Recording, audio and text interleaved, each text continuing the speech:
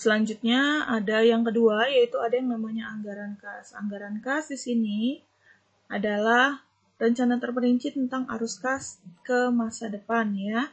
Jadi di sini atau dapat pula diartikan sebagai sebuah alat yang digunakan oleh perusahaan untuk memperkirakan arus kas, di mana besaran arus kas yang diperkirakan tersebut akan terjadi pada waktu atau periode tertentu. Sehingga ada yang disebut dengan estimasi yang berlaku untuk penentuan arus kas. Penentuan ini bertujuan untuk mengetahui apakah anggaran perusahaan cukup atau tidak. Seperti itu. Nah, di sini penggunaan arus kas hanya sebagai alat hanya untuk memperkirakan dana yang dibutuhkan dalam jangka waktu tertentu dengan tujuan untuk memenuhi kebutuhan-kebutuhan perusahaan. Nah, manajemen biasanya mengembangkan anggaran kas setelah anggaran penjualan, pembelian, dan belanja modal dibuat. Ya. Nah, jadi anggaran ini perlu dibuat sebelum anggaran kas untuk memperkirakan secara akurat bagaimana kas akan terpengaruh selama periode tersebut.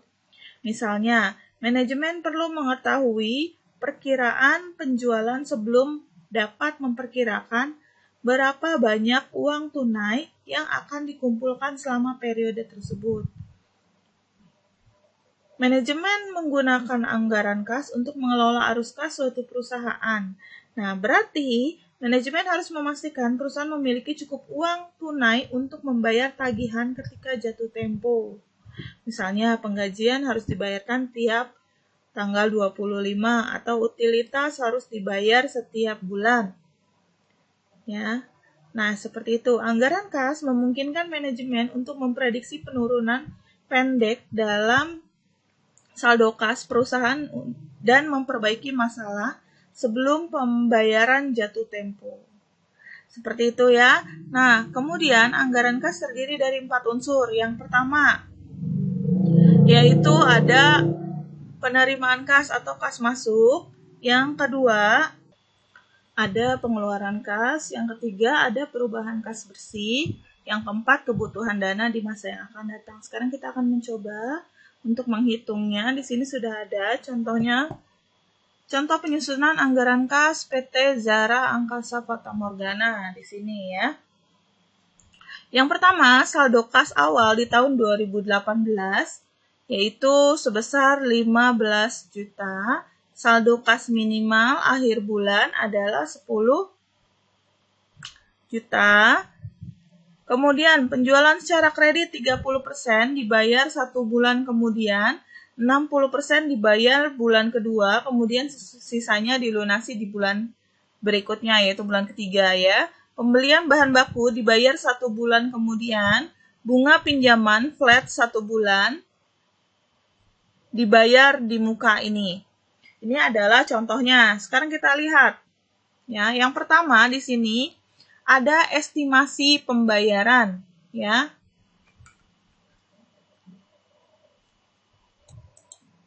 Selanjutnya di sini ada kita sudah punya nih, ya. Di contoh ini kita sudah punya estimasi penerimaan. Estimasi penerimaannya di sini terdiri dari penjualan kredit ya, penerimaannya. Di bulan November itu adalah penjualannya sebesar 620 juta, bulan Desember 500 juta, bulan Januari 600 juta, bulan Februari 800 juta, bulan Maret 850 juta, bulan April 700 juta. Ini. Kemudian ada estimasi pengeluaran. Ya, seperti yang sudah saya sebutkan sebelumnya, ada estimasi penjualan dan lain sebagainya ya. Di sini, untuk pengeluarannya sendiri di bulan November, untuk bahan baku itu adalah 300 juta, kemudian Desember 360 juta, Januari 480 juta, Februari 510 juta, Maret 420 juta, April 390 juta. Untuk gaji dan upah ini dimulainya dari Januari ya, 40 juta, Februari 50 juta, Maret 60 juta, April 40 juta. Untuk biaya pemasaran di sini Januari 30 juta, Februari 30 juta, Maret 30 juta, April 30 juta. Administrasi dan umum di sini di Januari 10 juta, Februari 5 juta, kemudian Maret 12 juta, April 15 juta. Ini ya. Kemudian peralatan di sini ada 100 juta di bulan Januari. Ya, pembelian peralatan di sini atau ya, pembelian untuk peralatan. Kemudian di sini ada pajak. Ya. Sini pajak. Kenapa di sini di bulan April? Karena untuk penyetoran dan pelaporan pajak itu adalah bulan April. Jadi nanti di sini kemungkinan untuk membayar pajak itu ada di bulan April. Ini adalah estimasi pengeluarannya.